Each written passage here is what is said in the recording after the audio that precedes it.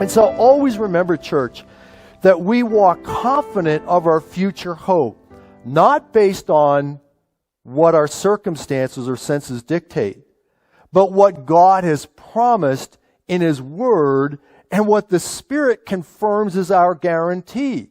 The very reality of the Spirit's ever-abiding presence and the witness of the Spirit that we are sons and daughters of God, of the King.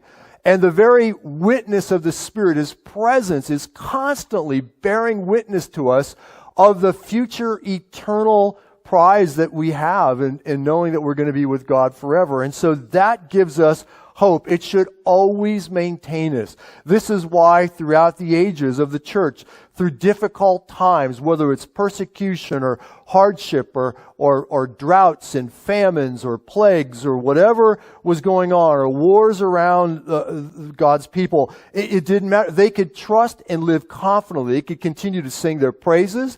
They could continue to rejoice in Him. They could continue to love one another and love those outside of the church. They continue to be the light in the midst of the darkness. They continue to be dispellers of good news and hope in a world that so desperately needs it, every generation.